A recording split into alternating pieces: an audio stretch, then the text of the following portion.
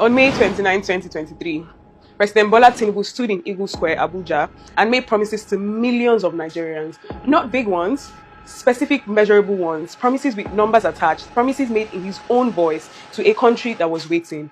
Renewed hope, he said. 3 years later, we went back to those promises. We pulled the speeches, we checked the data and the current reality. This is what we found. In January 2023, Tinubu was on the campaign trail in Abeokuta, Ogun State. So the already anxious Nigerians, he says this. Once I wrote Epo àwọn á di 200, á di 500. Ẹ fọkàn balẹ̀, That day, petrol was just 257 naira per litre. On May 29, 2023, his very first day in office, in his very first speech as president, this is what happened. No provision is there for fuel subsidy. The fuel subsidy is gone. And just like that, the fuel subsidy was gone. But the subsidy removal was hardly the issue. To be fair, economic analysts and bodies like PwC and the NESG agreed that the subsidy was unsustainable. It was costing trillions, draining oil revenues and starving infrastructure. The problem wasn't the removal, it was a lack of survival cushion. There was no transition plan either. It was just gone. Now, fuel is at an average of 1,350 naira per litre. In the space of 3 years, the price of petrol increased by about 500%. And because fuel is the engine of everything in Nigeria, food, transport, manufacturing, nothing stayed the same price. Tinubu promised to redirect the saved money to infrastructure, education, healthcare. He said the pain was short-term and necessary for a longer-term gain. But Nigeria is still borrowing for all these things. And 3 years later, necessary and temporary pain seems to have become permanent. In October 2022, while Tinubu was on the campaign trail, making the case for why Nigerians should vote for him, he said this. Whichever way, by all means necessary, you must have electricity. If I can't keep the promise and I come back for second term, don't vote for me. He did not say, I will work towards a better Nigeria. He did not say, we have a plan to improve power supply. He said, if I fail, don't vote for me. He set his own benchmark, so let's see if he met it. 3 years in, Nigeria has added approximately 1,000 megawatts toward a 15,000 megawatts promise. That is less than 7% of the target, with 1 year left on the clock he set for himself. And it's not just that the target is being missed, it is that for the average Nigerian, the power situation remains deeply broken, while becoming more expensive.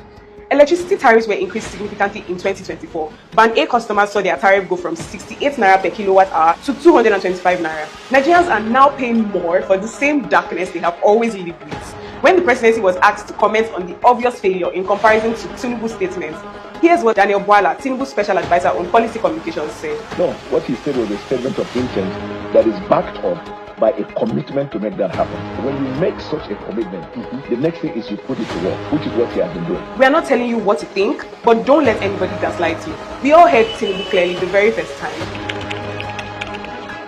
The same day he said, subsidy is gone.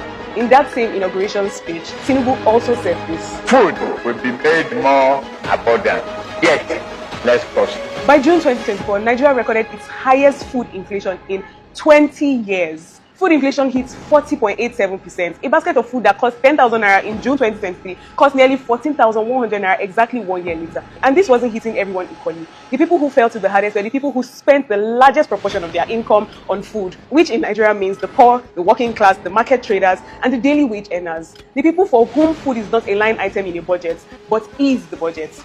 Within that same year, the number of food insecure Nigerians grew by 34 million people. That's larger than the entire population of Ghana. The last promise we're examining is the one that matters most to Nigerian youths. It's also from the inauguration speech, May 29, 2023. We shall honor our campaign commitment of 1 million jobs and the digital economy. That was the specific commitment, and it came with a timeline. During the campaign, the Renewed Hope Manifesto committed to cutting youth unemployment in half within 4 years, from 19 million unemployed young Nigerians in 2023 to 11.9 million by 2026. These aspirations are not vague aspirations. These are the numbers that can be checked. So we checked. The government has pointed to plenty of fancy initiative names on paper, like the digital literacy drives by NITDA or the $618 million IDICE framework, an investment program backed by international partners to jumpstart digital and creative enterprises. But try finding any independent data that proves these programs created real permanent jobs. We'll be waiting. What the NBS Labour Force Surveys does tell us is this. Youth unemployment has not been cut in half. The job market for young Nigerians, the people to whom this promise was specifically made, remains one of the most difficult in the world. To the young Nigerians watching this, you are the ones who were supposed to be the direct beneficiaries of that promise. You are the ones best positioned to say whether it arrived.